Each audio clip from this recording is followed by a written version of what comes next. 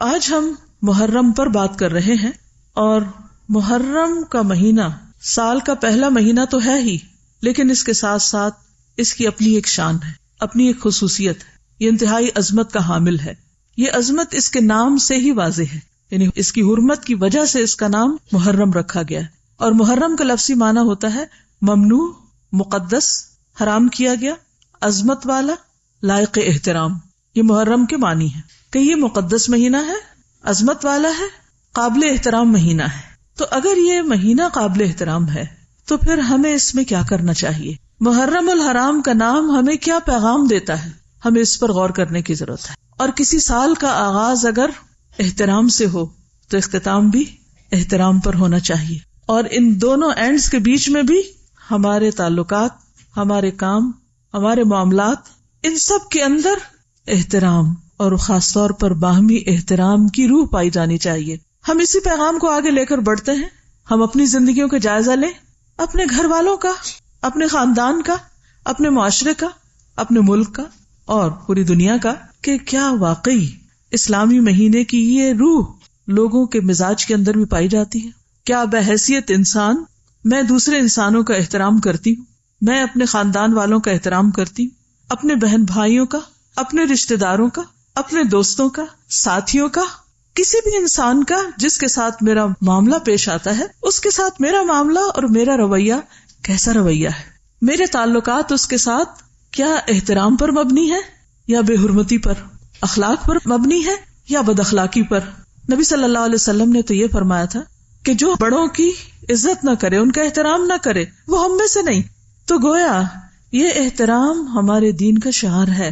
احترام، دوسرے کی عزت کرنا، دوسرے کے حقوق کا خیال رکھنا، یہ ہمارے دین کا پیغام ہے، یہ بنیادی روح ہے۔ لہٰذا ہمیں ہر اس چیز سے بچنا ہے جو اس احترام کو پامال کرنے والی ہو، چاہے وہ انسانوں کا احترام ہو، چاہے وہ انسانوں کے خالق یعنی رب العالمین کا احترام ہو، چاہے اس کی کتاب کا احترام ہو، چاہے اس کے بنائے ہوئے ان مہینوں کا احترام ہو، چاہے اس کے شاعر کا احترام ہو، شاعر اللہ کا۔ ہر وہ چیز جسے اللہ نے محترم قرار دیا، جسے اللہ نے قابل عزت قرار دیا، اس کی عزت کرنا ہمارے دین کا حصہ ہے، اس کی حرمت کا لحاظ اور پاس رکھنا ہمارے دین کا پیغام ہے۔ اور اگر ہم ایسا نہیں کر رہے تو پھر ہم اپنے دین کو خود اپنے ہاتھوں سے نقصان دے رہے ہیں۔ لیکن کس قدر افسوس کی بات ہے کہ ابھی محرم شروع نہیں ہوتا کہ ہر طرف ایک سہم ہوتی ہے، ایک خوف ہوتا ہے، ایک پریشانی کی فضا ہر طرف عام ہو جاتی۔ نئے سال کا آغاز خوشی اور احترام کی بجائے پریشانی اور بے چینی کے ساتھ شروع ہوتا ہے۔ کیا واقعی یہ اسلام ہے؟ کیا واقعی ہم اسلامی روح کو زندہ کر رہے ہیں؟ کیا واقعی اسلام کا پیغام یہی ہے؟ کیا ہم مسلمان بھی ہیں؟ پھر ہمیں اپنے آپ کا جائزہ لینا ہے، اپنے احوال کی اصلاح کرنی ہے۔ اور الحمدللہ اس وقت میرے سامنے 90% یوتھ بیٹھی جو اس پاکستان کا اور امت مسلمہ کا ایک مستقبل ہے۔ اگر آپ اس پیغام کو اپنے اندر جذب کر لیں کہ ہمیں احترام کی فضا کو رواج دینا ہے، تو انشاءاللہ آئندہ افق میں تبدیلی آئے گی۔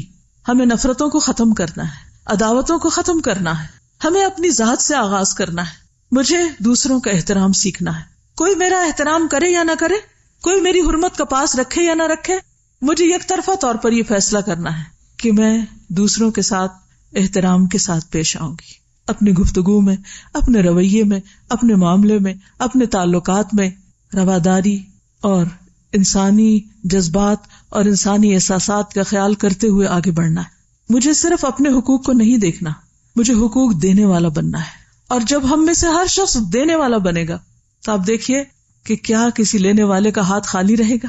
اس وقت بھی آپ امیجن کریں اگر اس ہال کے اندر سب دینے والے ہوں تو کیا کوئی لینے سے محروم رہے گا؟ لیکن اگر سب لینے والے ہوں صرف اور دینے کے لیے کوئی تیار نہ ہو تو کہاں سے کسی کو کچھ ملے گا؟ تو اسلام دینے کا سبق دیتا ہے، اپنی ذات سے آغاز کرنے کا سبق دیتا ہے۔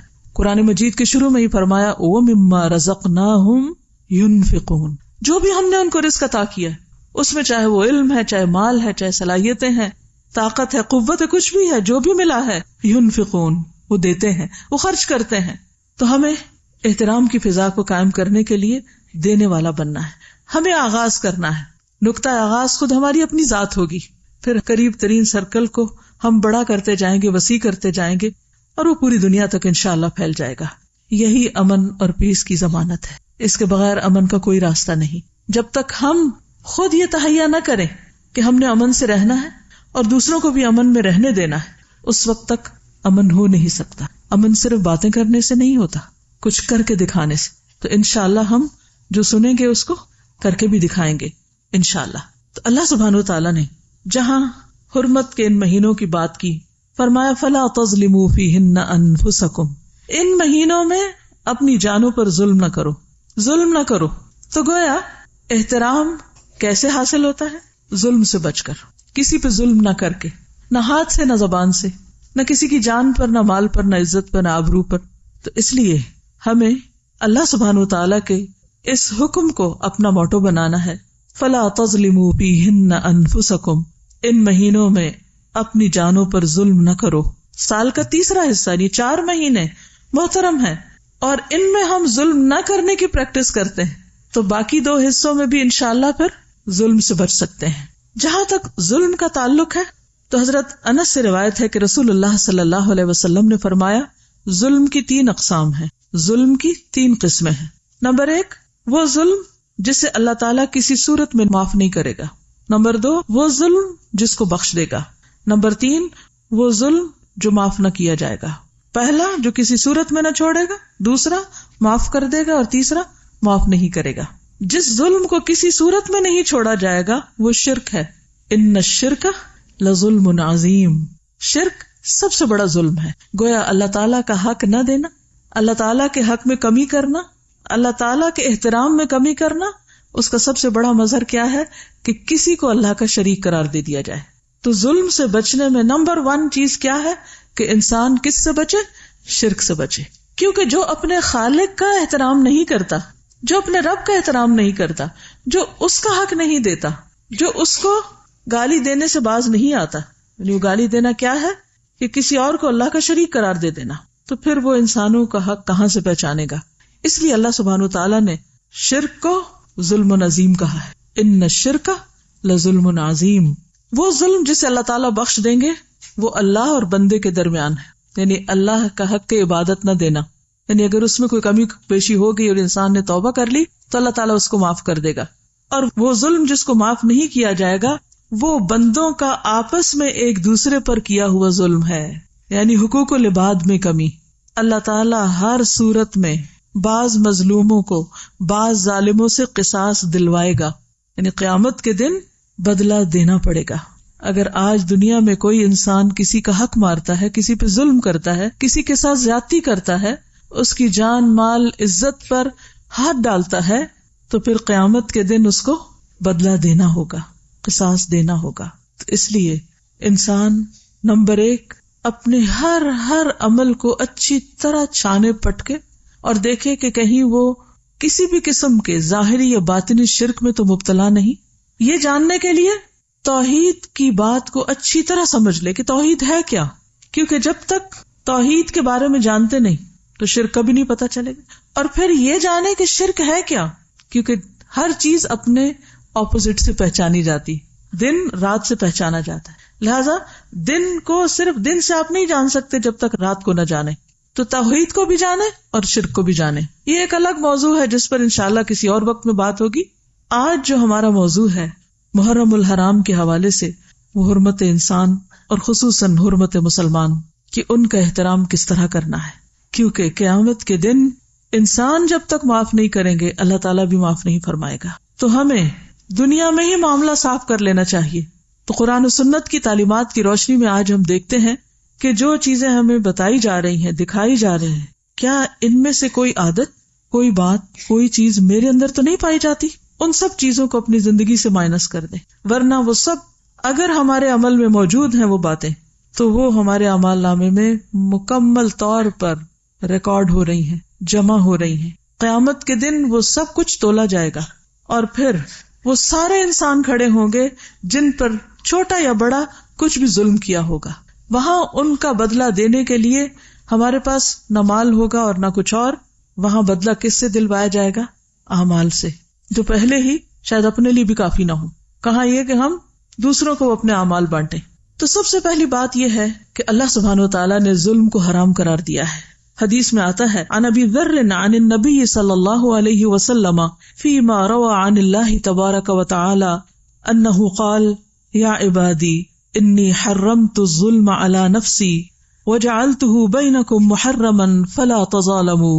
ابو ذر رضی اللہ عنہ سے روایت ہے کہ نبی صلی اللہ علیہ وسلم نے فرمایا کہ اللہ عز و جل نے فرمایا، اے میرے بندو، میں نے اپنے اوپر ظلم کو حرام قرار دیا، یعنی اللہ کسی بندے پر ظلم نہیں کرتا، کسی مخلوق پر، وَأَنَّ اللَّهَ لَيْسَ بِظَلَّامٍ لِّلْعَبِيدِ، اللہ اپنے بندوں پر ہرگز ظلم کرنے والا نہیں، اور میں نے تمہارے درمیان بھی ظلم کو حرام قرار دیا ہے، لہذا تم ایک دوسرے پہ ظلم نہ کرو۔ ظلم کیا ہے؟ حرام، ممنوع، کسی صورت میں اس کی اجازت نہیں۔ ظلم قیامت کے دن اندھیروں کا باعث ہوگا۔ عن عبداللہ ابن عمر رضی اللہ عنہما عن النبی صلی اللہ علیہ وسلم قال الظلم ظلمات یوم القیامہ۔ ابن عمر سے مروی ہے کہ نبی صلی اللہ علیہ وسلم نے فرمایا، ظلم قیامت کے دن اندھیروں کی صورت میں ہوگا۔ اندھیرا کسی کو بھی اچھا نہیں لگتا۔ رات کے وقت اگر آپ کو کہیں باہر نکلنا ہو کمرے سے اور لائٹ آن نہ ہو یا لائٹ چلی جائے تو دل کا کیا حال ہوتا ہے۔ دنیا میں تو آلٹرنیٹ بھی ہیں، لائٹ نہیں ہے تو آپ کوئی کینڈل جلا لیں، ٹارچ جلا لیں، اگر کچھ بھی نہیں تو آپ کسی انسان کا ہاتھ پکڑ کے نکل جائیں۔ قیامت کے دن کیا ہوگا جبکہ اپنے بھی پرائے ہو جائیں گے، تو ہر طرف اندھیرا ہی اندھیرا ہوگا۔ آپ نے دیکھو جو سردی آ رہی ہے اور روشنی تھوڑی کم ہو رہی ہے سورج کی، یا بادل آ جاتے ہیں تو ایک عجیب سا ڈپریشن ہونے لگتا ہے۔ تو قیامت کا دن جو 50,000 سال کے برابر ہے، اس دن اگر انسان کے آس پاس اندھیرا ہی اندھیرا ہے تو اس کی کیفیت اور اس کے غم کا کیا عالم ہوگا، اس کی پریشانی کا کیا عالم ہوگا۔ مسلمان کی پہچان یہ ہے کہ وہ نہ ظلم کرتا ہے اور نہ ظلم کے لیے کسی اور کے سپرد کرتا ہے کسی مسلمان کو، یعنی خود بھی کسی پہ ظلم نہیں کرتا اور دوسرے کو بھی نہیں کرنے دیتا۔ نبی صلی اللہ علیہ وسلم نے فرمایا، ہر مسلمان دوسرے مسلمان کا بھائی ہے، نہ اس پہ ظلم کرتا ہے اور نہ ظلم کے لیے کسی اور کے حوالے کرتا ہے کہ ٹھیک ہے میں تو نہیں کرتا، تم جو چاہو اس سے کر لو، بلکہ اگر کسی اور پر ظلم ہو رہا ہو تو آگے بڑھ کر اس منکر کو روکتا بھی ہے۔ ظلم کرنے والے قیامت کے دن شفاعت کے قابل نہ ہوں گے، ان کی شفاعت قبول نہ کی جائے گی۔ نبی صلی اللہ علیہ وسلم نے فرمایا، میری امت کے 2 قسم کے افراد کے حق میں میری شفاعت قبول نہ ہوگی۔ ہم سب جانتے ہیں کہ نبی صلی اللہ علیہ وسلم شفاعت کریں گے، لیکن 2 لوگوں کے حق میں شفاعت قبول نہیں ہوگی۔ وہ کون ہے؟ انتہائی ظالم حکمران، یعنی وہ حاکم جو لوگوں پر اپنی رعایا پر ظلم کرتے ہیں، وہ قابل رحم نہ ہوں گے۔ اور دوسرا وہ شخص جو غلو کرتے کرتے دائرہ مذہب سے ہی نکل جائے، دین سے ہی باہر ہو جائے، یعنی دین میں اتنی سختی اور اتنا تشدد کرے کہ وہ دین کی حدوں سے باہر ہو جائے، وہ بھی ظالم ہے، اپنے حق میں بھی اور دوسروں کے حق میں بھی۔ کیونکہ دین میں جو رخصتیں ہیں، دین میں جو خوبصورتی ہے، اس کو ویسا ہی رہنا چاہیے، دین کا اعتدال اور دین کے حسن کو ختم نہیں کرنا چاہیے۔ ظلم عام طور پر 3 طرح کا ہوتا ہے، لیکن اس سے پہلے ہم یہ دیکھیں گے کہ ہر مسلمان محترم ہے، اور مسلمان کا جو احترام ہے وہ باقی ساری چیزوں کے احترام سے بڑھ کر ہے۔ اللہ سبحانہ و تعالیٰ تو خالق ہے، مالک ہے، رب ہے، معبود ہے، ان کے احترام پر تو کسی کو کوئی شک ہی نہیں۔ قرآن محترم کتاب ہے، اسی طرح کعبۃ اللہ محترم ہے، اور ان چیزوں کا ہم احترام بھی کرتے ہیں، لیکن جب بات آتی ہے مسلمان کی تو ہم احترام بھول جاتے ہیں۔ تو اس سلسلے میں نبی صلی اللہ علیہ وسلم نے فرمایا، عبداللہ بن عباس کہتے ہیں کہ آپ نے کعبہ کی طرف دیکھا، کعبہ بیت اللہ، کیا کہتے ہیں اس کو؟ بیت اللہ الحرام۔ اس کے ارد گرد جو مسجد ہے اس کو کیا کہتے ہیں؟ مسجد الحرام۔ حرام کا معنی مقدس، ممنوع۔ عام طور پر لوگ اس کی طرف پاؤں کر کے لیٹتے بھی نہیں، کچھ اس کی طرف پیٹ نہیں کرنا چاہتے۔ کتنا محبوب ہے، کتنا محترم ہے، کتنا تقدس ہے اس کا، چومتے ہیں جا کر اس کو، سب جانتے ہیں نا اس کا احترام۔ نبی صلی اللہ علیہ وسلم نے کعبہ کی طرف دیکھا اور فرمایا، تجھے مرحبا ہو، تو کتنا عظیم ہے، تیری حرمت کتنی عظیم ہے۔ لیکن ایک مومن کی حرمت اللہ کے ہاں تیری حرمت سے زیادہ عظیم ہے۔ اللہ کے نزدیک بندہ مومن کی حرمت کعبہ کی حرمت سے بھی زیادہ ہے۔ کبھی ہم نے کسی انسان کو اتنے احترام سے دیکھا؟ اللہ نے تیری ایک چیز حرام کی اور مومن کی 3 چیزیں حرام کی، ایک اس کا خون، دوسرا اس کا مال، اور تیسرے یہ کہ اس کے بارے میں برا گمان کیا جائے۔ گمان کو بھی حرام قرار دیا۔ ہر سوچئے ہم جو ہر وقت دوسروں کے بارے میں منفی باتیں سوچتے رہتے ہیں، کوئی حق ہے، کوئی جواز بنتا ہے، ہم سمجھتے ہیں صرف جان، مال اور عزت ہی محترم ہے، اس کے بارے میں برا گمان بھی منع ہے۔ اجتنبوا کثیرا من الظن، بہت زیادہ گمان سے پرہیز کرو۔ ان بعض الظن اثم، بعض گمان گناہ ہیں۔ کیونکہ وہ مومن کی شان کے خلاف ہیں. لیکن ہم چھوٹی چھوٹی باتوں پر دوسروں کی طرف سے دل میلا کر لیتے ہیں. بعض اوقات معاملے کی پوری حقیقت کو نہیں سمجھتے اور وہ بات دل میں بٹھا لیتے، پھر اس کو ایک معیار بنا لیتے، پھر اس کے اندر سے اس کو پرکھتے ہیں، پھر وہ شیشہ اپنی آنکھوں پہ چڑھا لیتے ہیں، پھر اسی میں سے دیکھتے ہیں اس کو، اس کی چال ڈھال، کلام، بات، ہر چیز. حالانکہ وہ 100% بھی غلط ہو سکتی ہے ہماری سوچ. خیال تو خیال ہوتا ہے، خیال کوئی سالڈ چیز تو نہیں ہوتی، اس کو بنیاد تو نہیں بنایا جا سکتا. لہٰذا اس پہلو پر بھی غور کرنے کی ضرورت ہے. ایک اور حدیث میں آتا ہے، ابو ہریرہ رضی اللہ عنہ سے روایت ہے کہ رسول اللہ صلی اللہ علیہ وسلم نے فرمایا، ایک مسلمان کی ہر چیز دوسرے مسلمان پر حرام ہے، اس کا خون اور اس کا مال اور اس کی عزت و آبرو. ایک اور جگہ پر آتا ہے کہ نبی صلی اللہ علیہ وسلم نے منا میں صحابہ سے مخاطب ہو کے فرمایا، تم جانتے ہو یہ کون سا دن ہے؟ انہوں نے کہا اللہ اور اس کا رسول بہتر جانتے ہیں. کیا انہیں نہیں پتا تھا؟ لیکن صحابہ احترام میں ایسا کہہ رہے ہیں. تو آپ نے فرمایا یقیناً یہ حرمت والا دن ہے. پھر آپ صلی اللہ علیہ وسلم نے پوچھا کیا تم جانتے یہ کون سا مہینہ ہے؟ انہوں نے کہا اللہ اور اس کا رسول بہتر جانتے ہیں. تو آپ نے فرمایا یہ حرمت والا مہینہ ہے.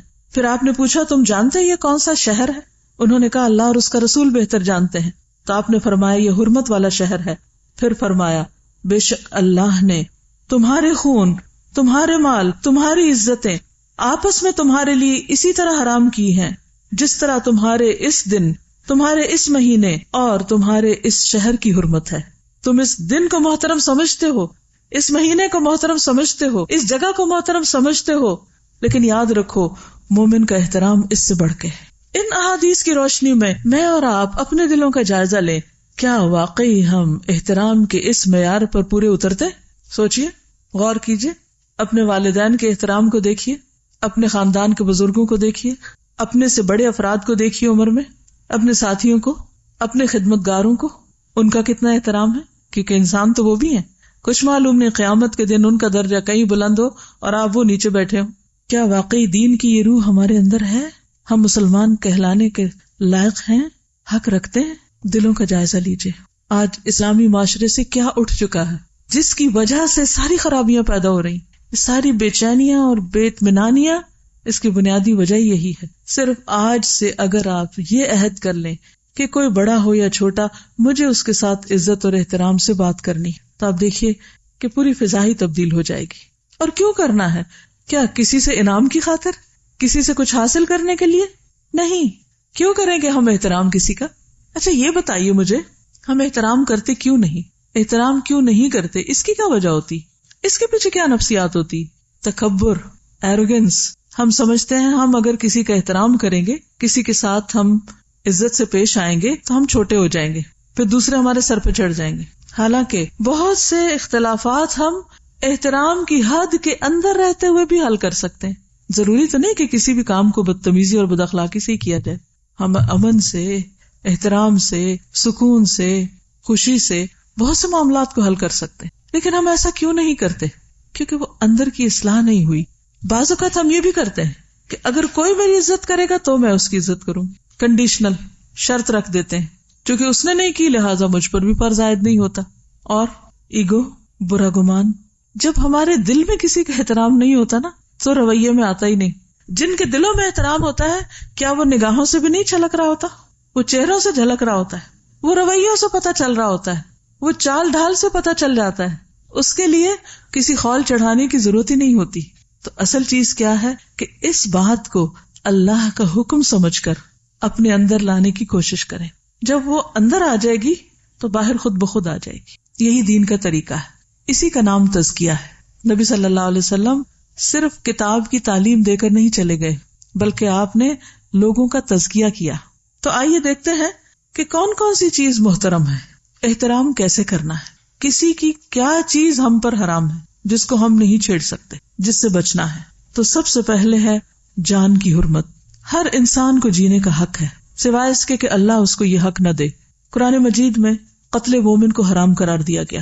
سورۃ النساء 93 میں فرمایا وَمَن يَقْتُلْ مُؤْمِنًا مُتَعَمِّدًا فَجَزَاؤُهُ جَهَنَّمُ خَالِدًا فِيهَا وَغَضِبَ اللَّهُ عَلَيْهِ وَلَعَنَهُ وَأَعَدَّ لَهُ عَذَابًا عَظِيمًا.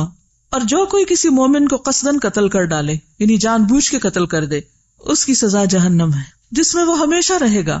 اس پر اللہ تعالیٰ کا غضب ہے، اللہ تعالیٰ نے اس پر لعنت کی ہے اور اس پر اس کے لیے بہت بڑا عذاب تیار کر رکھا ہے. حدیث میں آتا ہے حضرت ابو ہریرہ رسول اللہ صلی اللہ علیہ وسلم کا یہ فرمان ذکر کر رہے تھے کہ اگر تمام آسمانوں اور زمین والے کسی مومن کے قتل میں شریک ہوں تو اللہ تعالیٰ ان سب کو جہنم میں دھکیل دے گا. یعنی صرف ایک شخص نہیں، اگر ایک کے قتل میں 10 لوگ شریک ہیں تو وہ 10 کے 10، اور اگر سارے آسمان والے اور سارے زمین والے تو وہ سارے کے سارے. پتہ کیا چلتا ہے کہ ایک مومن کی جان اس قدر قیمتی ہے اللہ کے نزدیک کہ اس کے بدلے میں وہ سب کو سزا دے سکتا ہے اگر وہ اس کے جان لینے میں شریک ہو. آج آپ دیکھیے کہ ہمارے معاشرے میں کتنی چھوٹی چھوٹی باتوں پر قتل ہو جاتے ہیں. مثلا جائیداد، خاندانی دشمنیاں، چھوٹی سی بات سے غصے میں فلیئر اپ ہو جانا، اور شک کی بنیاد پر کھیل میں ہار جیت پر قتل ہو رہا ہے، غیرت کے نام پر، بعضوں کو صرف شک کی بنیاد پر، گمان کی بنیاد پر، تعصبات کی بنیاد پر، مذہبی بنیادوں پر، حسد کی وجہ سے. کسی دن کا کوئی اخبار اٹھا لے بغیر کسی امتیاز کے، کوئی اخبار کسی بھی دن کا قتل کی خبر سے خالی نہ ہوگا. اور بتا رہی ہے کہ میاں بیوی میں جھگڑا ہوا، بیوی نے 6 ماہ کی بچی کو چھت سے اٹھا کے پھینک دی. ان گنت کہانیاں ہیں قتل کی، حالانکہ اللہ کے نزدیک اتنا بڑا جرم، اور پھر خصوصاً بے گناہ کا قتل. رسول اللہ صلی اللہ علیہ وسلم ایک خطبے میں فرما رہے تھے، امید ہے کہ ہر ایک گناہ اللہ تعالیٰ معاف فرما دے گا سوائے اس شخص کے جو کسی مومن کو جان بوجھ کر قتل کر دے، یا جو شخص کفر کی حالت میں مرے. اور قیامت کے دن سب سے زیادہ مفلس وہ شخص ہوگا کہ جو بہت سی نیکیاں لے کر آئے گا لیکن اس کے ساتھ ساتھ اس نے کسی کو گالی دی ہوگی، کسی پہ تہمت لگائی ہوگی، کسی کا مال کھایا ہوگا، کسی کا خون بہایا ہوگا، کسی کو مارا ہوگا. سب لوگوں کو اس آدمی کی نیکیاں دے دی جائیں گی، اور اگر اس کی نیکیاں ان کے حقوق کی ادائیگی سے پہلے ختم ہو گئیں تو ان لوگوں کے گناہ بھی اس آدمی پہ ڈال دیے جائیں گے، پھر اس کو جہنم میں ڈال دیا جائے گا. وہ صرف اپنے گناہوں کی سزا نہیں بھگتے گا بلکہ اس کے ساتھ ساتھ باقی سب کے گناہوں کی سزا بھی بھگتے گا جن پر اس نے دنیا میں ظلم کیا تھا. حدیث میں آتا ہے نبی صلی اللہ علیہ وسلم نے فرمایا، اس ذات کی قسم جس کے قبضے میں میری جان ہے، مومن کا قتل کرنا اللہ کے نزدیک تمام دنیا کے تباہ ہونے سے زیادہ ہے. سوچئے اس بات کو، یعنی تمام دنیا کا زوال، تمام دنیا کا ختم ہو جانا. اللہ نے دنیا میں کیا کچھ بنایا ہوا، سمندر ہے، پہاڑ ہے، دریا، درخت، طرح طرح کے پھل، بے شمار نعمتیں، آپ گن نہیں سکتے دنیا میں جو کچھ ہے. لیکن اللہ نے یہ سب کچھ کس کے لیے بنایا؟ انسان کے لیے بنایا. اور اگر انسان کو کوئی ختم کر دے تو باقی چیزوں کی کیا ویلیو ہے؟ کچھ بھی تو نہیں. لہٰذا پوری دنیا کا زوال ایک طرف اور مومن کا قتل ایک طرف، اتنا سنگین اور بڑا جرم. قتل کرنا تو جرم ہے ہی، مسلمان بھائی پر اسلحہ لہرانا بھی منع ہے. حدیث میں آتا ہے رسول اللہ صلی اللہ علیہ وسلم نے فرمایا، جب مسلمان اپنے بھائی پر اسلحہ لہرائے یعنی مثلا تلوار ہے تو اٹھائے، یا چاقو دکھائے، یا کوئی بندوق کی نالی اس کی طرف پھیرے، تو فرشتے ہمیشہ اس پر لعنت کرتے رہتے ہیں یہاں تک کہ وہ اس کو نیام میں داخل کر لے، یعنی واپس ڈال لے. یعنی کسی کی طرف اسلحے کے ساتھ پوائنٹ آؤٹ کرنا جو ہے وہ بھی منع ہے. کہا یہ کہ اٹھا کے کسی کو کچھ مار دے کو. اچھا، اس کو کیوں منع کیا گیا؟ اس پر کیوں لعنت کی گئی؟ یعنی اسلحے کو لہرا کے کسی کو ڈرانا یا اس کی طرف اس کا رخ کرنا، کچھ پتا نہیں کہ کس وقت غلطی سے ہی گولی چل جائے، یا شیطان اس کو صرف کھیل کھیل میں دکھاتے ہوئے دوسرے پہ جا مارنے کی دعوت دے. خوف زدہ کرنا بھی منع ہے. میں جانتی ہوں ایک ایسی ماں کو جس کا تڑپ تڑپ کر برا حال تھا، اور اس کی وجہ صرف یہی تھی کہ دوست اکٹھے تھے، ان کے پاس اسلحہ تھا اور وہ صرف جوک کر رہے تھے، اور اسی میں گولی چل گئی اور بچہ فوت ہو گیا. اور اس ماں کو کسی پل کسی پہلو قرار نہیں آ رہا تھا کہ یہ کیا ہو گیا. وہ جانے والا تو چلا گیا، لیکن لواحقین پیچھے جتنا تڑپتے ہیں اس تکلیف کا بھی آپ اندازہ کیجیے. اور اس میں انٹینشن نہیں تھی، قتل خطا تھا، لیکن کیا تھا؟ اس حدیث سے لا علمی کہ مذاق میں بھی یا کسی بھی طرح آپ لہراؤ بھی نہیں، نکال کے کسی کو ڈراؤ بھی نہیں. آج کل بچوں کے ٹوائز بھی بعض اوقات ایسے ہوتے ہیں، واٹر گنز جو ہیں ان میں پانی بھر کے ایک دوسرے کے اوپر پھینکتے رہتے ہیں، اور وہ اسی کی پریکٹس ہوتی رہتی ہے. موویز ایسی دیکھتے ہیں، گیمز ایسی ہیں کہ جس میں باقاعدہ بیٹھ کے وہ سب کچھ اسکرین کے اوپر ہر وقت خون دیکھ رہے ہیں. تو آپ دیکھیے کہ جب اتنا کرائم دیکھا جاتا ہے تو پھر ذہن مسخ ہو کے رہ جاتے ہیں، اور پھر ان کرائمز کو کرتے وقت جھجک ہی نہیں ہوتی، حیا ہی نہیں ہوتا، کوئی خوف ہی نہیں ہوتا. بعض اوقات مائیں بچوں کی طرف جو بھی چیز ہاتھ میں ہوتی، چوری ہو، کینچی ہو، چمٹا ہو، کچھ ہو، کوئی سلائی ہو، اس سے بھی وار کرتی رہتی، اور بعضوں کو چھٹ بھی جاتا ہے، تو اس سے بھی بچنا چاہیے. ابن عباس سے روایت ہے کہ نبی صلی اللہ علیہ وسلم نے فرمایا لوگوں میں سب سے زیادہ مبغوض اللہ کے ہاں 3 لوگ ہیں، سخت ناپسندیدہ۔ نمبر 1 حرم میں ظلم کرنے والا، نمبر 2 اسلام میں جاہلیت کا طریقہ تلاش کرنے والا، اور نمبر 3 کسی شخص کا خون ناحق طلب کرنے والا، یعنی کسی شخص کے پیچھے پڑنے والا کہ وہ ملے تو اس کو مار ڈالے۔ ایسا شخص جو صرف تلاش ہی کر رہا ہو، بات کرتے ہیں ٹارگٹ کلنگ، یعنی کچھ لوگوں نے اس کو ایک مذاق بنایا ہوا ہے یا ایک کھیل بنایا ہوا ہے، یا کچھ لوگوں کو اپنے ٹارگٹ پہ رکھا ہوتا ہے کہ فلاں فلاں کو مار ڈالنا ہے، اور اس کے لیے وہ راستے تلاش کرتے رہتے ہیں۔ تو ایسا شخص بھی اللہ کا انتہائی ناپسندیدہ شخص ہے کہ جو کسی کو مارنے کے درپے ہو۔ بے جا خون جنت کے دروازے پر رکاوٹ بن جائے گا۔ جندب بن عبداللہ سے روایت ہے کہ رسول اللہ صلی اللہ علیہ وسلم نے فرمایا اگر کسی میں یہ ہمت ہو کہ وہ اپنے اور جنت کے مابین مسلمان آدمی کے خون کی ایک لب بھی حائل نہ ہونے دے، جسے وہ مرغی کے ذبح کرنے کی طرح بے قیمت سمجھ کر بہا دے، تو وہ ایسا کرے، کیونکہ وہ جب بھی جنت کے کسی دروازے پر جائے گا تو اس خون کو اپنے اور جنت کے مابین بطور آڑ پائے گا۔ یعنی قتل تو قتل ہے، کسی کا خون بہانا، یعنی اس کو زخمی کر کے اس کا خون بہانا جو ہے، یہ بھی جنت اور اس کے بیچ میں رکاوٹ ڈال دے گا۔ تو جہاں سے بھی انٹر ہونا چاہے گا دروازہ بند ہو جائے گا، یا کوئی چیز بیچ میں آئے گی کہ وہ انٹر نہیں ہو سکے گا۔ آپ نے بازو کا دیکھا ہوگا نا، وہ کارڈ سوائپ کر کے آپ نکل جاتے ہیں، تو اگر کارڈ میں ذرا سی بھی کوئی خرابی آئی، اسکریچ آ جائے، تو آپ کارڈ سوائپ کرتے رہتے ہیں لیکن آپ کے لیے دروازہ نہیں کھلتا۔ آپ دوسری طرف سے انٹر ہونا چاہتے ہیں، تیسری اور ٹرین جا رہی ہوتی ہے اور آپ پریشان ہوتے ہیں کہ میں پیچھے رہ رہا ہوں۔ اس لیے کسی کے ساتھ کسی بھی قسم کی زیادتی حرام ہے، قتل حرام ہے، اسلحہ لہرانا باعث لعنت ہے، اور اسی طرح کسی کے قتل کے درپے ہونا اور اس چیز کو سوچنا یا کہنا یہ بھی ناپسندیدہ ہے۔ آپ نے دیکھا ہوگا کہ بعض اوقات تکیہ کلام کے طور پر لوگ کہتے ہیں I'll kill you، سنا کبھی آپ نے؟ اس سے بھی بچیے، کیونکہ اگر آپ دن میں 10 دفعہ یہ کہہ رہے ہیں تو آپ کے اعمال نامے میں لکھا جا رہا ہے، اور بعض لفظ ہم جب بار بار بولتے ہیں تو کیا ہوتا ہے، لاشعور میں چلے جاتے ہیں، اور پھر بعض اوقات انسان اچانک ایسی کوئی غلطی کر بیٹھتا ہے کہ جس کا وہ سوچتا نہیں ہے، اسے سوچا نہیں ہوتا، لیکن اسے وہ بھول چکا ہوتا ہے کہہ کے کہ میں یہ کہتا رہا ہوں۔ اب جتنی بار بھی اس نے ایسا کہا وہ سب اس کا لکھا ہوا ہے، اس کے دل پہ اترا ہوا ہے، اس کے حافظے میں گیا ہوا ہے، اور ایک وقت وہ شعور میں اٹھ کر ایکشن میں ڈھل گیا ہے۔ تو اس لیے اپنی لغت سے، اپنی زبان سے، اپنی گفتگو سے ایسے تمام الفاظ غصے میں بھی نہ بولے جائیں کہ جو کسی وقت عمل میں ڈھل جائے۔ کہتے نا واچ یور ورڈ، اپنے الفاظ کا خیال رکھیں کیونکہ وہ ایکشن بن جاتے ہیں۔ اس قسم کے جتنے بھی الفاظ ہیں جیسے گو ٹو ہیل یا کوئی بھی گندے لفظ جس کے اندر ایک تکلیف دہ یا اذیت والی بات پائی جاتی، تو ہنسی مذاق میں بھی نہیں کرنے چاہیے۔ یہ نہیں سوچنا چاہیے کہ یہ تو ہمارے فرینک ہونے کی علامت ہے، ہم ایک دوسرے کو کچھ بھی کہہ سکتے ہیں، یہ کوئی بہادری نہیں کہ ہم ایک دوسرے کو کچھ بھی کہہ سکتے ہیں۔ اس میں آپ دیکھیے کہ جیسے اسپیڈی ڈرائیونگ ہے، آپ تیز رفتار گاڑی چلاتے ہیں، کیئرلیس ڈرائیونگ کرتے ہیں، کوئی بھی کام کیئرلیسلی کرتے ہیں، اپنی کسی ڈیوٹی کو پوری طرح پورا نہیں کرتے، اور اس کے نتیجے میں آپ کسی مثلاً گٹر کا ڈھکن نہیں لگاتے اور جان چلی جاتی ہے، تو آپ ذمہ دار ہیں۔ طریقہ کوئی بھی ہو سکتا ہے، وہ غفلت ہو، وہ جان بوجھ کے کرنا ہو، کیئرلیسنس ہو، ہر حال میں انسانی جان کا احترام لازم ہے۔ یہاں تک اگر آپ میں سے کوئی کچھ آ کے کہنا چاہے، موسٹ ویلکم۔ اس کے بعد ہم اگلی بات پہ آئیں گے، مال کی حرمت، کہ دوسرے کا مال بھی ہم پر حرام ہے۔ میں یہ کہنا چاہوں گی کہ قتل کا جب ہم پڑھتے ہیں نا کہ ظلم کی قسمیں ہیں، اور سب سے بڑا لگ رہا ہے کہ قتل، یہ ہمیں لگتا ہے بہت ایکسٹریم ہے، ہم تو اس تک نہیں جا رہے، لیکن اس کی اگر ہم ابتدا میں دیکھیں تو یہ ایک انسان کو ورتھ لیس جب ہم سمجھتے ہیں کہ اس انسان کی کوئی قدر و قیمت نہیں ہے، تو تب ہی ہم اس ایکسٹریم لیول تک پہنچتے ہیں۔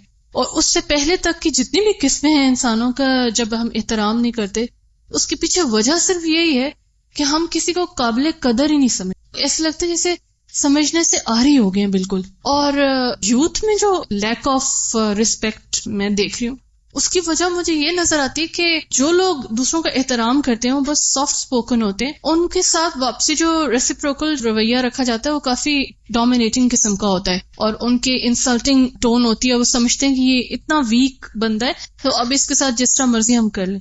تو وہ ایک ریئیکشن کے طور پہ جب وہ دیکھتے ہیں کہ یہ تو کوئی ایسی چیز ہے کہ جس کے خلاف ہمیں یہ چیز سہنی پڑے گی. اسٹرانگ نظر آنے کے لیے بھی روڈنس کی جاتی ہے. تو بیسیکلی جو ہمیں جو چیز سمجھنے کی ضرورت ہے پھر وہ یہی ہے کہ ہر انسان کی کم از کم اتنی ویلیو دے دیں جتنی ویلیو ہم اپنے آپ کو دیتے ہیں. وہ شخص مسلمان ہی نہیں ہو سکتا جو دوسرے کے لیے وہ نہ چاہے جو اپنے لیے چاہتا ہے. دوسروں کو قتل کرنے کے علاوہ ہمیں خود کو بھی قتل کرنے کی اجازت نہیں. بعض اوقات لوگ غصے میں آ کے جذبات میں آ کر سوئسائڈ کی کوشش کرتے ہیں اور سمجھتے ہیں کہ اگر ہم نے خود کو ختم کر لیا تو سارے مسائل کا حل مل جائے گا، حالانکہ وہ حل نہیں. زندگی ایک بہت بڑی نعمت ہے، ہر لمحہ قیمتی ہے، جو پوری دنیا کی دولت خرچ کر کے بھی آپ واپس نہیں لے سکتے. اگر ضائع ہو جائے تو ہم یہ کہاں سے کہہ سکتے ہیں کہ I'm sick and tired of my life. قتل کی ایک اور قسم اپنے ہی بچوں کو قتل کر دینا. اللہ سبحانہ وتعالیٰ قرآن مجید میں فرماتے ہیں لا تقتلوا اولادکم خشیۃ املاق. مفلسی کے ڈر سے اپنی اولاد کو قتل نہ کرو.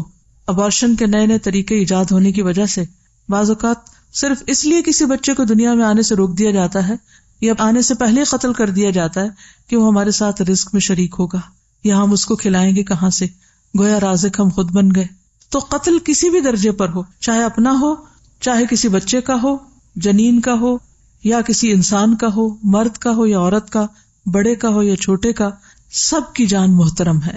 نیکسٹ ہے مال کی حرمت.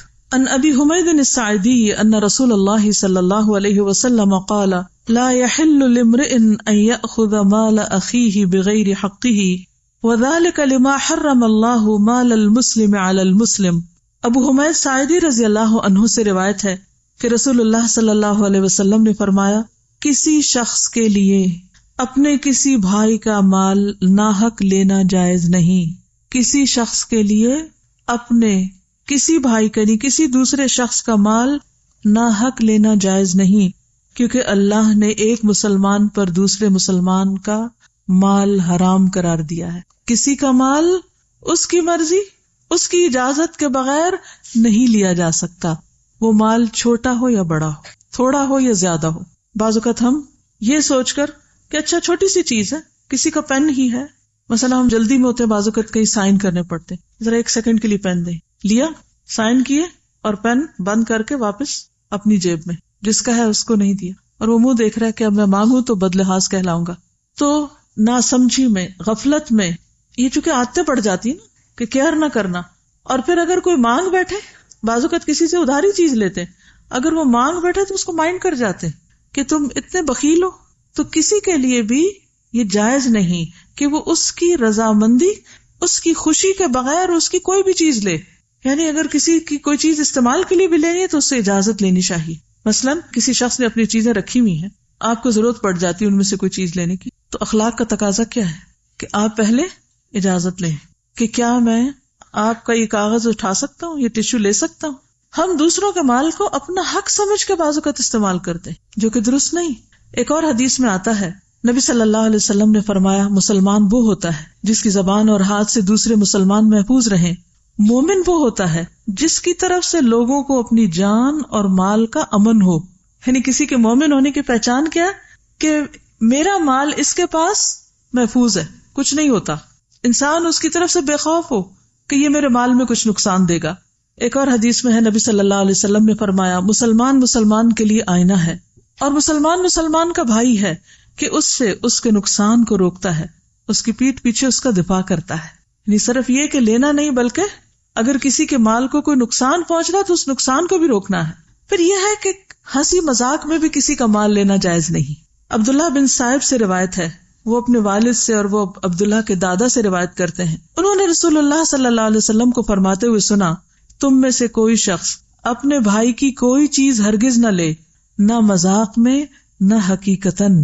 حدیث میں آتا ہے لائبن ولا جادن، نہ کھیل میں اور نہ سیریسلی. کیونکہ بعض اوقات کوئی شخص کچھ کھا رہا ہے اور اس نے آپ کو آفر نہیں کیا، اب آپ کا بھی دل کر پڑتا کہ آپ بھی جا کے وہ کھا لیں، تو اب آپ کیا کرتے ہیں کہ ہنسی مذاق میں بعض اوقات چھین لیتے ہیں اس سے یا اس میں شریک ہو جاتے ہیں. ہاں اگر آپ کو یہ پتا ہو کہ وہ شخص خوش ہوگا کہ آپ اس کے ساتھ شریک ہو، کیونکہ لوگوں کے ساتھ رہتے رہتے مزاج کا پتہ چل جاتا ہے نا. اب بعض اوقات گھر میں بہن بھائیوں میں چھوٹی چھوٹی لڑائیاں کس وجہ سے ہوتی ہیں؟ انہی باتوں پہ ہوتی ہے نا، جب ہم ان کی مرضی کے بغیر ان کی چیز لے لیتے ہیں یا ان کے حصے کی چیز ہم کھا جاتے ہیں. اسی طرح مزدور کی اجرت ہضم نہیں کی جا سکتی کہ آپ نے کسی سے کام کروایا اور پھر آپ اس کو اس کی تنخواہ نہ دیں، پیمنٹ نہ کریں. نبی صلی اللہ علیہ وسلم نے فرمایا سب سے بڑے گناہ یہ ہیں وہ آدمی جس نے ایک عورت سے شادی کی، اس سے اپنی حاجت پوری کی، پھر اسے طلاق دے دی اور اس کا حق مہر ہڑپ کر گیا. یعنی عورت کو حق مہر نہ دینا یہ بھی جرم ہے. دوسرا وہ آدمی جس نے کسی کو مزدوری پہ لگایا اور اس کی اجرت خود نگل گیا، یعنی پیمنٹ نہیں کی مزدوروں کی. تیسرا وہ آدمی جس نے کسی چوپائے کو بے فائدہ قتل کر دیا ایسے ہی مذاق میں. پھر اسی طرح آپ صلی اللہ علیہ وسلم نے کسی کا مال لوٹنے سے یعنی ڈکیتی وغیرہ کرنے سے اور اچکنے سے بھی منع کیا ہے. آپ نے یہاں تک منع کیا ہے کہ اگر کسی کے مال پر کوئی قدرتی آفت آ جائے تو اس سے پھر وہ چیز وصول کی جائے. نبی صلی اللہ علیہ وسلم نے فرمایا جو شخص پھل فروخت کرے پھر اس پر کسی قسم کی آفت نازل ہو جائے، مثلا کوئی سیلاب آ گیا یا کوئی اور اسی طرح کی تباہی ہو گئی، تو وہ اپنے بھائی کا مال وصول نہ کرے. آپ صلی اللہ علیہ وسلم نے اسی طرح فرمایا آخر کار کس بات پر تم میں کوئی شخص دوسرے مسلمان بھائی کا مال کھائے، یعنی اس کو نقصان ہوا ہے اور تم مزید اس کے اوپر نقصان ڈال رہے ہو. نبی صلی اللہ علیہ وسلم نے فرمایا اگر اللہ اس درخت پر پھل نہ لگائے تو پھر تم میں سے کوئی اپنے بھائی کا مال کیسے حلال کرے گا. بعض اوقات ایسا ہوتا ہے نا کہ پھل لگنے سے پہلے باغ بیچ دیے جاتے ہیں، ٹھیکہ جو طے ہوتا ہے. سنا ہوا یہ؟ اب کیا ہوتا ہے کہ وہ طے ہو گیا جی اس باغ کا 10,000 روپے ملے گا. اب اتفاق یہ ہے کہ کوئی ایسی بیماری پڑی باغ کو 1 روپے کا پھل نہیں آیا. اب اللہ نے پھل اگایا نہیں باغ میں، تو یہ جس نے کانٹریکٹ کیا تھا، ٹھیکہ لیا تھا، اس کو اپنی جیب سے 10,000 دینے پڑ رہے ہیں، تو یہ بھی درست نہیں. ابو سلمہ رضی اللہ عنہ سے روایت ہے حضرت سعید نے فرمایا میں نے نبی صلی اللہ علیہ وسلم کو یہ فرماتے ہوئے سنا ہے کہ جو شخص ناحق کسی زمین پر ایک بالشت بھر قبضہ کرتا ہے اس کے گلے میں زمین کا وہ ٹکڑا 7 زمینوں سے توق بنا کر اس کے اندر ڈالا جائے گا. صرف ایک بالشت ناحق زمین پہ قبضہ، اس کی سزا قیامت کے دن کیا ہوگی؟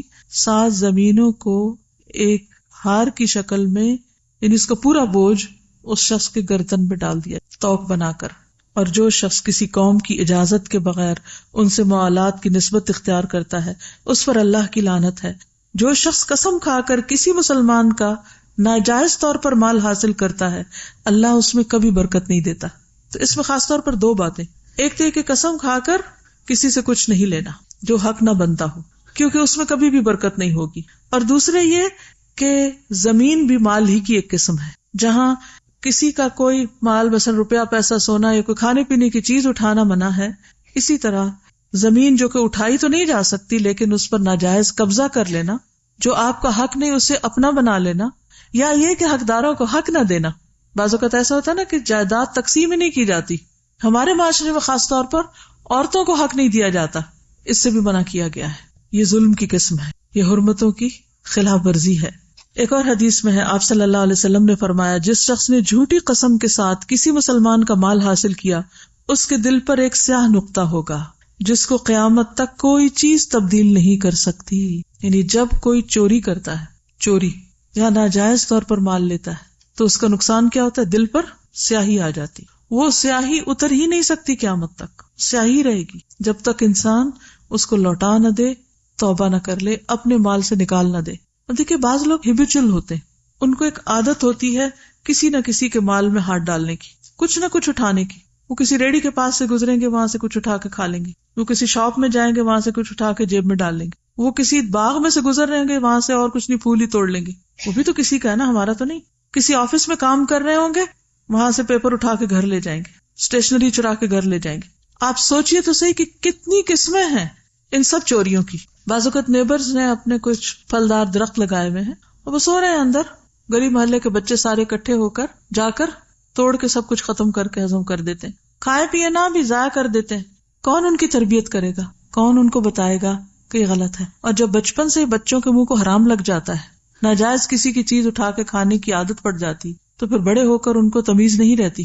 ہر ماں کے اوپر لازم ہے کہ بچہ جب اسکول سے آئے تو اس کا بیگ الٹ دے اور جو چیز خود خرید کے نہیں دی اس کو واپس کرنے کی تلقین کرے، اسے اٹھا کر پھینک دے، وہ اس کے مال میں شامل نہ ہونے دے. اس کو وہ اس سے اس طرح ڈرائے جیسے آگ کے ٹکڑے سے ماں ڈراتی. بچہ جب آگ کے اوپر ہاتھ لگانے لگتا تو ماں کھینچ لیتی ہے، اسی طرح ہاتھ کھینچ لے کہ یہ تو تمہاری چیز ہی نہیں ہے، یہ کیسے اٹھا لی. ایک اور حدیث میں آتا ہے رسول اللہ صلی اللہ علیہ وسلم نے 2 جمرات کے درمیان یعنی حج کے موقع پر دو جمرات کے درمیان فرمایا جس شخص نے جھوٹی قسم کے ساتھ کسی مسلمان کا مال حاصل کیا وہ اپنا ٹھکانہ آگ میں بنا لے اور حاضر غائب کو بتا دے. آپ نے 2 یا 3 بار یہی بات فرمائی.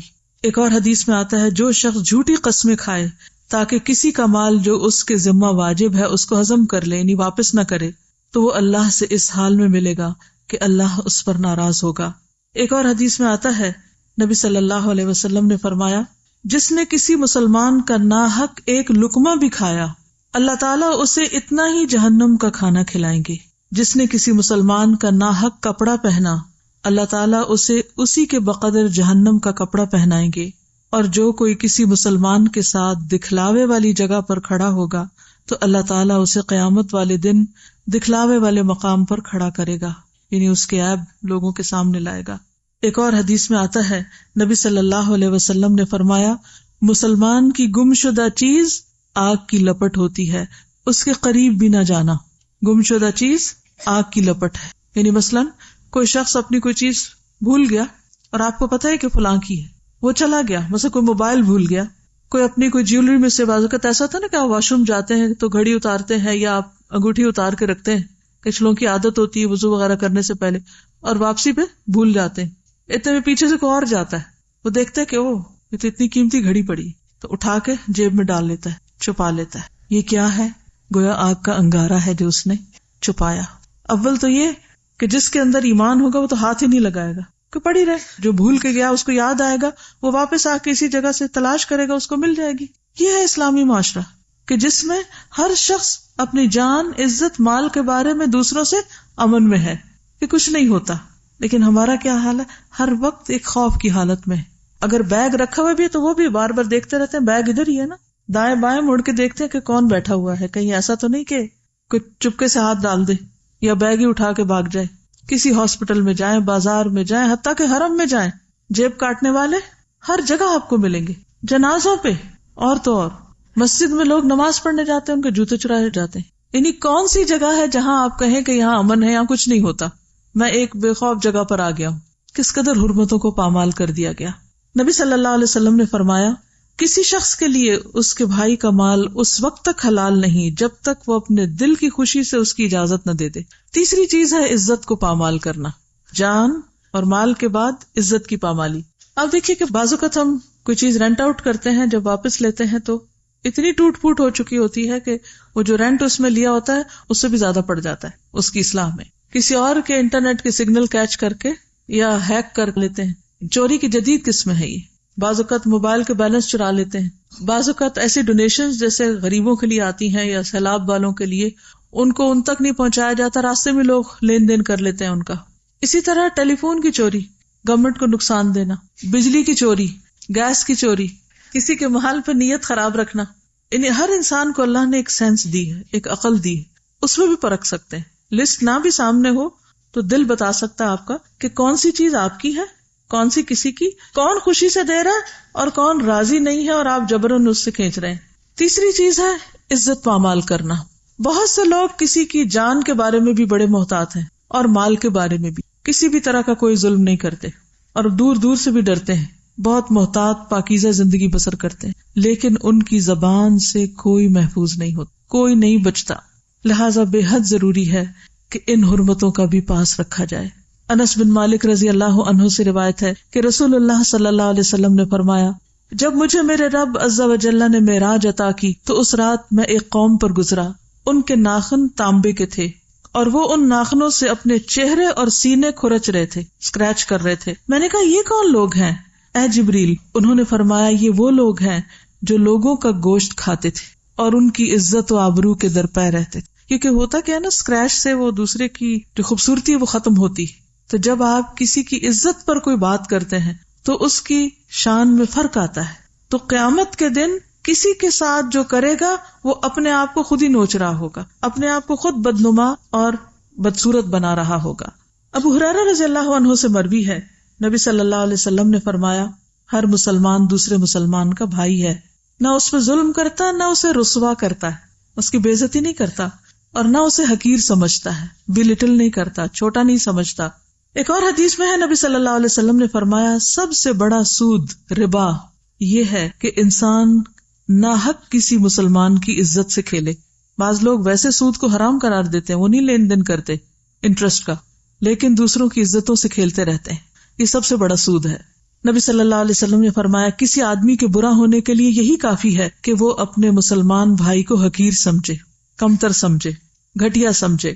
نبی صلی اللہ علیہ وسلم نے فرمایا جو شخص اپنے بھائی کی عزت سے اس چیز کو دور کرے گا جو اسے عیبدار کرتی ہے, اللہ تعالیٰ قیامت کے دن اس کے چہرے سے آگ کو دور کرے گا.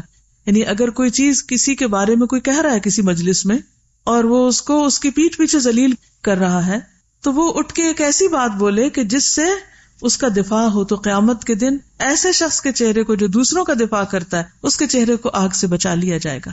یعنی جو دوسروں کی حفاظت کرے اللہ قیامت کے دن اس کی حفاظت کرے گا. عزت پامال کرنے کی جو صورتیں ہیں ان میں سب سے بڑی غیبت ہے. کسی کی پیٹھ پیچھے اس کا ذکر ایسے انداز میں کرنا کہ اس کو حقیر گردانا جائے. نبی صلی اللہ علیہ وسلم نے فرمایا, معاذ بن جبل سے روایت ہے, انہوں نے رسول اللہ صلی اللہ علیہ وسلم کے پاس ایک آدمی کا ذکر کیا اور کہا جب تک اسے کھلایا نہ جائے وہ کھاتا نہیں, جب تک اسے سوار نہ کیا جائے وہ سوار نہیں ہوتا. نبی صلی اللہ علیہ وسلم نے فرمایا تم نے اس کی غیبت کی. صحابہ نے کہا اللہ کے رسول صلی اللہ علیہ وسلم جو اس میں ہے ہم نے تو وہی بیان کیا. آپ نے فرمایا غیبت کے لیے تمہیں یہی کافی ہے کہ تم اپنے بھائی کی اس بات کا ذکر کرو جو اس میں ہے. یعنی یہاں آپ دیکھیے کس چیز کو آپ نے غیبت قرار دیا, صرف بے جا تبصرے کو. ہم بیٹھے ہوتے ہیں نا تو دوسروں کی باتیں کرتے, فلاں تو ایسا ہے کہ بس اللہ کی پناہ, اسے تو کپڑے پہننے نہیں آتے, اسے تو چلنا نہیں آتا, اسے تو گھر سنبھالنا نہیں آتا, وہ ایسا نہیں کرتا, وہ ویسا نہیں کرتا. یہ سب باتیں غیبت میں شمار ہوتی. یعنی آپ تیسرے شخص سے یہ ذکر کر رہے ہیں, اسی سے ہی کر لیں جس کے اندر وہ خامی ہے تاکہ وہ اپنے آپ کو سنوار لیں. تو غیر ضروری طور پر لوگوں کو ڈسکس کرنا اور خصوصاً ایسے انداز میں ڈسکس کرنا جس سے ان کی شان یا عزت میں کمی ہو, یہ ناپسندیدہ ہے.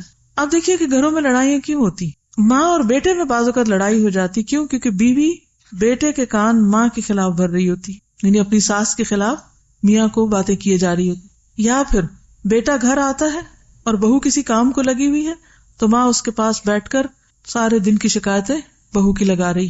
اب نتیجہ کیا ہوگا؟ میاں کا موڈ آف ہو جائے گا. جب وہ اٹھے گا اپنی بیوی کو دیکھے گا تو اس کو سخت بری نظر آئے گی. کہاں گئی محبتیں, کہاں گئی چاہتیں, کہاں گئے اچھے تعلقات؟ کس نے ظلم کیا؟ اس نے جس نے حق اور ناحق دونوں طرح. بعض چیزیں ہوتی ہیں ان کو ذکر کرنا بھی منع ہے, تو جو ہوتی نہیں وہ تو بہتان ہے, وہ تو اس سے بڑا الزام ہے, اس سے بڑی عزت کی پامالی ہے. اس بنا پر گھروں کے گھر ختم ہو کے رہ جاتے ہیں, طلاقوں تک نوبتیں آتی ہیں اور آئندہ نسلیں برباد ہو کے رہ جاتی, ہر طرح کا سکون برباد ہو جاتا ہے. پھر اسی طرح کسی کے بارے میں, کسی کی شکل یا کسی کے قد یا کسی کے حال حلیے پر ناروا بات کرنا, خواہ وہ حقیقت ہی کیوں نہ ہو. حضرت عائشہ کہتی ہیں کہ میں نے نبی صلی اللہ علیہ وسلم سے کہا آپ کو صفیہ میں یہی کافی ہے کہ وہ ایسے اور ایسے ہے. انہوں نے صرف ان کے چھوٹے قد کا ذکر کیا. آپ نے فرمایا تم نے ایسا کلمہ کہا ہے اگر سمندر میں ڈال دیا جائے تو وہ بھی کڑوا ہو جائے. یعنی تمہیں حق نہیں کہ تم کسی کے قد پہ بات کرو, کیونکہ قد کسی نے خود تھوڑی بنایا ہے. خصوصاً آپ دیکھیں کہ جب رشتوں کا لین دین ہوتا ہے اس وقت لوگ ایک ایک عضو کو ڈسکس کر رہے ہوتے ہیں. بھویں ایسی ہیں اور ناک ایسا ہے اور دانت ایسے ہیں اور چال ایسی ہے اور قد اتنا ہے اور جسم ایسا ہے. ٹھیک ہے, اگر آپ نے کسی کی ڈسکرپشن دینی ہے تو جہاں ضرورت ہے متعلقہ شخص کو دیجئے, لیکن بھری محفلوں میں کسی کو ڈسکس کرنے کا تو کچھ بھی جواز نہیں. پھر اسی طرح آپ صلی اللہ علیہ وسلم کے سامنے کسی کی نقل اتاری گئی. آپ نے فرمایا مجھے پسند نہیں کہ میں کسی کی نقل اتاروں, خواہ مجھے اتنا اور اتنا مال ہی کیوں نہ ملے. یعنی بڑی سے بڑی چیز بھی ملے تو میں کسی کی نقل نہیں اتاروں گا. لہذا کسی کے لہجے کی نقل, کسی کی چال کی نقل, کسی کی بات کی نقل, یہ بھی ناپسندیدہ چیزوں میں سے, یہ بھی احترام کے منافی ہے. پھر اسی طرح کسی کی چغلی کرنا, کیونکہ اس سے نفرتیں پھیلتی ہیں. حضرت عبداللہ بن مسعود سے روایت ہے نبی صلی اللہ علیہ وسلم نے فرمایا کیا میں تمہیں یہ نہ بتاؤں مل عدھ کیا چیز ہوتی, عدھ کیا ہوتی ہے؟ فرمایا اس سے مراد چغلی ہے جو لوگوں کے درمیان نفرت پیدا کرے. ایک اور روایت میں جو لوگوں کے درمیان فساد پیدا کرے, یعنی کسی کے پاس آ کر وہ بات بیان کرنا جس سے اس شخص اور جس کی بات کہی گئی ان کے درمیان لڑائی ہو جائے. یعنی لوگوں میں پھوٹ ڈلوانا, فساد کرنا, یہ بھی بدترین عادت ہے. آپ صلی اللہ علیہ وسلم 2 قبروں کے پاس سے گزرے جن کو عذاب قبر ہو رہا تھا. آپ نے فرمایا کسی بڑی بات پہ نہیں, ان میں سے ایک چغل خور تھا, چغلیاں کھاتا تھا, اس بنا پر اسے قبر میں ہی سزا مل رہی ہے. یعنی ایک جگہ سے دوسری جگہ بات پہنچانا, کہیں دیکھی کوئی چیز تو جا کے فوراً شکایت لگانا, یہ جو شکایتیں لگانا ہے نا اور دوسروں کے بارے میں بدگمان کرنا، یہ بھی اسی میں شامل ہو جاتا ہے۔ عبد الرحمن بن غنم کہتے ہیں نبی صلی اللہ علیہ وسلم نے فرمایا، اللہ کے بہترین بندے وہ ہیں جنہیں دیکھ کر اللہ یاد آ جائے، اور بدترین بندے وہ ہیں جو چغل خوری کرتے ہیں، دوستوں کے درمیان تفریق پیدا کرتے ہیں، دوستوں کو لڑاتے ہیں، باغی، بیزار اور متعنت ہوتے ہیں، ہٹ دھرم قسم کے لوگ۔ نبی صلی اللہ علیہ وسلم نے فرمایا، بنی آدم کے اعمال ہر جمعرات کو پیش کیے جاتے ہیں، اور کسی قطع رحمی کرنے والے کے اعمال قبول نہیں کیے جاتے۔ جو رشتوں کو کاٹے ہوئے ہوتے ہیں، آپس میں ناراض ہوتے ہیں، وہ جو نیکیاں کرتے بھی ہیں وہ سٹک ہوتی ہیں، رستے میں ہی رکی رہتی ہیں۔ جیسے آپ کے پارسل گم ہو جاتے ہیں تو یہاں سے تو آپ نے سب کچھ اپنا مال اکٹھا کر کے بھیج دیا لیکن آگے نہیں پہنچا۔ کبھی ہوا آپ کے ساتھ ایسے کہ آپ نے کسی کو کچھ بھیجا اور وہ وہاں تک نہ پہنچ؟ کبھی اس کیفیت کو یاد کریں کہ آپ نے بڑی چاہت سے کچھ پیک کر کے اچھا خوبصورت بنا کے کسی کے لیے کچھ روانہ کیا، اور یہاں تو یہ آپ سارے اعمال اپنے لیے روانہ کر رہے ہیں، اپنی آخرت کے لیے، اور جب آپ نے چیک کیا تو وہ ملا ہی نہیں۔ اس وقت کیا کیفیت ہوتی؟ وہ پارسل نہیں ملا، وہ فلاں چیز نہیں ملی۔ جی ہاں، یہ جو کچھ بھیج رہے ہیں وہ رستے میں کھڑا ہے، کیونکہ آپ اپنے ہی رشتہ داروں کے ساتھ تعلق کاٹے ہوئے، آپ کی بول چال بند ہے۔ یہ بھی احترام میں کمی کا ایک حصہ ہے۔ نبی صلی اللہ علیہ وسلم نے فرمایا، جس نے قطع رحمی کی وہ مرنے سے پہلے اس کا وبال دیکھ لے گا، یعنی جو رشتوں کو کاٹے گا وہ اس کا نقصان دنیا میں دیکھ کے مرے گا۔ یعنی کچھ گناہ ایسے ہیں جن کی سزا دنیا میں انسان کو مل جاتی۔ آپ نے فرمایا کسی کے لیے جائز نہیں کہ 3 دن سے زیادہ اپنے مسلمان بھائی سے قطع تعلق ہی کرے۔ اگر وہ اس حال پر رہیں گے تو جو پہلے رجوع کرے گا اس کا پہل کرنا اس کے لیے کفارہ بن جائے گا اس غلطی کا۔ اگر دوسرے نے اس کو سلام کیا اور اس نے جواب نہ دیا تو سلام کرنے والے کو تو فرشتے جواب دیں گے اور رد کرنے والے کو شیطان، اور اگر دونوں قطع تعلقی کی حالت میں مر گئے تو جنت میں اکٹھے نہ ہو سکیں گے۔ پھر اسی طرح حسد کرنا، کسی سے بغض رکھنا، نفرت کرنا، پھر اسی طرح کسی کو اچانک ڈرانا، یہ بھی منع ہے، یہ گھبراہٹ میں ڈالنا، پریشان کرنا۔ نبی صلی اللہ علیہ وسلم کے ساتھ لوگ سفر میں تھے جن میں سے ایک شخص سو گیا، تو ان میں سے بعض اس کی رسی کی طرف گئے جو اس کے ساتھ تھی اور وہ اسے لے گیا، یعنی اس کی چیز اٹھا کے لے گئے۔ وہ آدمی گھبرا گیا۔ آپ نے فرمایا کسی مسلمان کے لیے جائز نہیں کہ وہ کسی کو گھبراہٹ میں مبتلا کرے۔ ہم بعض اوقات کیا کرتے ہیں، اچانک ایک دم دھماکہ کرتے ہیں کسی کے سر پہ جا کے اور اس کو ڈرا دیتے ہیں۔ بعض اوقات ہارٹ اٹیک تک ہو جاتے ہیں لوگوں کو جب ان کو خوف زدہ کرتے ہیں۔ بعض اوقات کسی کی چیز اٹھا کے چھپا دیتے ہیں صرف مذاق کے لیے کہ اچھا اٹھے گا تو پریشان ہوگا۔ تو اس قسم کی پریشانی میں کسی کو مبتلا کرنا بھی درست نہیں۔ آپ صلی اللہ علیہ وسلم سے کسی نے کہا کہ مجھے وصیت کیجیے۔ آپ نے فرمایا کسی سے کو نیکی کرتے ہوئے اس سے معمولی نہ سمجھو، خواہ کسی تنہا آدمی کی گھبراہٹ اس کے ساتھ رہ کر دور کرنا۔ بعض اوقات ایسا ہوتا ہے نا کہ کوئی شخص گھبرا رہا ہوتا ہے تو آپ اس کے پاس چلے جاتے ہیں، جیسے کوئی فوت ہو گیا تو آپ اس کی تعزیت کے لیے چلے گئے، یا ویسے کوئی پریشان ہے، غمگین ہے، دکھی ہے، تو اس کی گھبراہٹ دور کرنے کے لیے اس کو کمپنی دینا جو ہے یہ بھی ایک نیکی ہے۔ پھر عزت پامال کرنے میں گالی دینا بھی آتا ہے، یعنی کسی کو گالی دینا، تانا دینا۔ فرمایا مومن کو گالی دینا فسق ہے، یعنی نافرمانی کا کام ہے۔ آپ صلی اللہ علیہ وسلم نے فرمایا جب کوئی شخص اپنے بھائی کو اے کافر کہتا ہے، یعنی کسی کو کافر کافر کہتا ہے، تو وہ اس کے قتل کی طرح ہے، وہ اس کے قتل کی طرح ہے، اور مومن پر لعنت کرنا اس کے قتل کی طرح ہے، کسی پہ لعنت بھی نہیں کی جا سکتی۔ نبی صلی اللہ علیہ وسلم نے فرمایا میں تمہیں وصیت کرتا ہوں کہ تم لعن طعن کرنے والے نہ بنو۔ فرمایا زیادہ لعنت کرنے والے قیامت کے دن شفاعت کرنے والے نہیں ہوں گے اور نہ ہی گواہی دینے والے۔ پھر اسی طرح کسی کو آر نہ دلائیں۔ آر دینا کیا ہوتا ہے؟ کسی کو شرمندہ کرنا ہے، ہاں تم کیا جانو، تمہیں کیا پتا، تمہیں نہیں یہ کام کرنا آتا، تم نہیں کر سکتے۔ تانے دے دے کہ کسی کا جذباتی قتل یا کسی کا کانفیڈینس کل کر دینا یہ بھی درست نہیں۔ پھر اسی طرح یہ ہے کہ انسان اپنی زبان اور اپنی عزت کا دفاع بھی کرے، کسی کو کوئی ایسی بات نہ کرے کہ جس سے پلٹ کر خود وہ اپنی بے عزتی کرانے کے درپے ہو جائے۔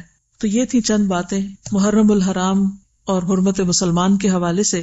آخر میں محرم کے روزے کی یاد دہانی کرانا چاہوں گی کہ نبی صلی اللہ علیہ وسلم رمضان کے بعد محرم کے روزے کو سب سے اہم قرار دیتے تھے، یعنی اجر کے اعتبار سے۔ حدیث میں آتا ہے افضل الصیام بعد رمضان شہر اللہ المحرم، رمضان کے بعد افضل ترین روزہ اللہ تعالیٰ کے مہینے محرم کا روزہ ہے۔ نبی صلی اللہ علیہ وسلم سے پوچھا گیا کہ رمضان کے بعد افضل روزہ کون سا ہے؟ تو آپ نے فرمایا اس مہینے کے روزے جسے تم محرم کہتے ہو۔ جیسے آپ دیکھیے کہ رمضان کے آخری عشرے کی راتیں، ذوالحج کے پہلے 10 دنوں کے سارے نیک اعمال خصوصاً تکبیرات، اور محرم کے روزوں کا خصوصی اجر و ثواب۔ رمضان کے بعد روزے کے اعتبار سے اجر و ثواب سب سے زیادہ محرم میں ہے، پھر روزوں کے دن آ رہے ہیں الحمدللہ۔ خصوصاً عاشورہ کا روزہ، عاشورہ کہتے ہیں 10ویں دن کو، عاشورہ کا معنی ہوتا ہے 10واں دن۔ عام طور پر لوگ سمجھتے ہیں کہ عاشورہ کا دن حضرت حسین کی وجہ سے بہت اہم ہے، حالانکہ حضرت حسین رضی اللہ تعالیٰ عنہ کی شہادت کا واقعہ آپ کی وفات کے تقریباً 50 سال بعد پیش آیا۔ عاشورہ جو ہے وہ واقعہ کربلا کے ہونے سے پہلے سے ہی محرم اور محترم ہے، عظمت کا حامل ہے، ٹھیک ہے۔ اور جب مسلمانوں پر رمضان کے روزے فرض نہیں تھے تو محرم کے روزے فرض تھے، یعنی محرم میں رکھے جاتے تھے، خصوصاً عاشورہ کا روزہ فرض تھا۔ لیکن جب رمضان کے روزے فرض ہو گئے تو عاشورہ کی فرضیت ختم ہو گئی۔ عبداللہ بن عباس کہتے ہیں کہ میں نے رمضان کے بعد عاشورہ کے روزوں سے بڑھ کر کسی اور روزوں کا اس قدر اہتمام کرتے ہوئے نبی صلی اللہ علیہ وسلم کو نہیں دیکھا، یعنی محرم کے پہلے دنوں میں روزے اور خصوصاً 10ویں تاریخ کا روزہ۔ اور آپ نے فرمایا کہ یہ روزہ جو ہے عاشورہ کا پچھلے 1 سال کے گناہوں کا کفارہ ہے۔ اب جو لوگ ذوالحج میں نہیں رکھ سکے ان کے لیے پھر ایک موقع آ گیا ہے، اللہ تعالیٰ کی خاص رحمت ہے۔ ایام جاہلیت میں قریش بھی عاشورہ کا روزہ رکھتے تھے، نبی صلی اللہ علیہ وسلم بھی رکھتے تھے، پھر ہجرت مدینہ کے بعد بھی آپ نے یہ روزہ رکھا اور صحابہ کو بھی رکھنے کا حکم دیا۔ لیکن جب رمضان کے روزے فرض ہو گئے تو آپ نے اس روزے کو نفلی قرار دیا کہ جو رکھنا چاہے رکھ لے، جو نہ رکھے نہ رکھے۔ جب آپ مدینہ تشریف لائے تو یہود بھی یوم عاشورہ کا روزہ رکھتے تھے۔ آپ نے پوچھا تم کیوں روزہ رکھتے ہو یہ؟ تو انہوں نے جواب دیا یہ عظمت والا دن ہے، اس دن اللہ تعالیٰ نے حضرت موسیٰ اور ان کی قوم کو نجات دی تھی اور فرعون اور اس کی قوم کو غرق کیا تھا، تو حضرت موسیٰ نے بطور شکر اس دن کا روزہ رکھا تھا، اس لیے ہم بھی یہ روزہ رکھتے ہیں۔ آپ نے فرمایا موسیٰ سے تمہاری نسبت ہم زیادہ قریب ہیں، اس لیے نبی صلی اللہ علیہ وسلم نے خود بھی روزہ رکھا اور صحابہ کو بھی حکم دیا کہ وہ روزہ رکھیں۔ لیکن آپ نے ایک اپنی خواہش کا اظہار کیا کہ یہود کی مشابہت سے بچنے کے لیے ایک کی بجائے 2 روزے رکھے جائیں، یعنی 9 اور 10 کا یا پھر 10 اور 11 کا روزہ۔ آپ نے فرمایا جب اگلا سال آئے گا تو ہم انشاءاللہ 9 تاریخ کا روزہ بھی رکھیں گے، لیکن اس سے پہلے ہی آپ کی وفات ہو گئی، تو 10 کے ساتھ 9 کا افضل ہے، لیکن اگر کسی وجہ سے 9 کا نہ رکھا جا سکے تو 10 سے 11 کو ساتھ ملا لینا چاہیے۔ یہ پیمفلٹ اس وقت آپ سب کی خدمت میں میری طرف سے تحفہ ہے، اور مجھے امید ہے کہ انشاءاللہ آگے بھی آپ تحفہ دینے والے ہوں گے، اور اس میں خصوصی طور پر جو معلومات ہیں روزے کے حوالے سے یا محرم کے احترام کے حوالے سے یا محرم کی تاریخ کے حوالے سے، ان کو آپ دوسروں کے ساتھ بھی شیئر کیجیے، کیونکہ بعض اوقات محرم میں جو واقعات بعد میں ہوئے ہیں ان کا تذکرہ اتنا زیادہ ہو جاتا ہے کہ اس کی اصل تاریخی حیثیت مدھم ہو جاتی۔ اس کے ساتھ ہی یہ بات بھی یاد رکھیے کہ ایک نیا سال آیا ہے اور بہت جلد پھر اپنے اختتام کو جا پہنچے گا۔ جس طرح پچھلے سالوں میں بہت سبق گزر گیا، اس سال کا ریزولوشن کیا ہوگا، کیا کرنا ہے ہم کو؟ نمبر 1 پچھلے سال سے اس سال کو بہتر بنانا ہے، اور نمبر 2 احترام کرنا سیکھنا ہے، حرمتوں کی پاسداری کرنی ہے۔ مومن کی حرمت کعبے کی حرمت سے زیادہ ہے، دوسروں پر احترام کی نظر۔ اب سوال یہ پیدا ہوتا ہے کہ اگر دوسرے غلطی کریں تو پھر ہم کیسے احترام کریں؟ ہم یہی اپنے آپ کو جسٹیفیکیشن دیتے ہیں نا، فلاں چور ہے، فلاں غلط کام کرتا ہے، فلاں ایسا برا ہے، ایسا ہے ایسا ہے، ہم کیسے اس کا احترام کریں؟ وہ انسان تو ہے، وہ کچھ بھی ہے، وہ انسان تو ہے۔ نبی صلی اللہ علیہ وسلم تشریف فرما تھے کہ ایک جنازہ گزرا تو آپ جنازے کے احترام میں کھڑے ہو جاتے، تو لوگوں نے کہا یہ کسی یہودی کا جنازہ ہے۔ آپ نے فرمایا کہ کیا وہ انسان نہیں؟ تو کوئی کچھ بھی ہو، کسی مذہب، کسی ملت، کسی اخلاق، کسی کردار کا شخص، لیکن انسانیت کے درجے میں بحیثیت انسان اس کا احترام لازم ہے۔ ہاں اگر اس نے اللہ کی کوئی نافرمانی کی ہے یا اس پر کوئی حد جاری ہوتی ہے تو وہ اپنی سزا کو پہنچ جائے گا۔ ہم نہ جج ہیں، نہ حاکم ہیں، اور نہ ہمارے ہاتھ میں قانون ہے کہ ہم دوسروں کے اوپر فیصلے کریں، فتوے سنائیں ان کو، یا ان کی برائیاں اچھالیں، یا ان کی عزت پامال کریں، یا ان کو ذلیل و رسوا کریں، یا ہم کسی بھی قسم کا ججمنٹل رویہ اختیار کریں۔ لہٰذا بے حد ضروری ہے کہ ہر انسان کو انسان ہونے کے حیثیت اور ناطے سے قابل احترام گردانے۔ اگر وہ آپ کے ساتھ کوئی زیادتی کر بھی جائے تو معاف کرنا سیکھیں، کیونکہ درگزر کیے بغیر آپ احترام نہیں کر سکیں گے۔ دوسروں کو حق دیں، اپنا حق اللہ کے ذمے کر دیں۔ اگر کوئی ہمارا حق ہمیں نہیں دیتا تو اللہ کی ذات موجود ہے۔ کوئی کسی کا حق چھینے گا تو اللہ تعالیٰ قیامت کے دن اس سے کئی گنا بڑھا کر واپس لوٹائے گا، اور حرمتوں کا بھی قصاص ہے۔ لہذا احترام کا کلچر پیدا کرنا، کس کو رواج دینا ہے؟ احترام کے کلچر. جس سے بھی بات کریں احترام سے، چیخنے چلانے سے پرہیز کریں، بری زبان استعمال کرنے سے پرہیز کریں، غلط قسم کے تکیے کلام اپنی لغت سے نکال دیں. اللہ کرے کہ ہم واقعی اگلے سال میں اچھے اخلاق اپنائیں، اچھے انسان بن جائیں.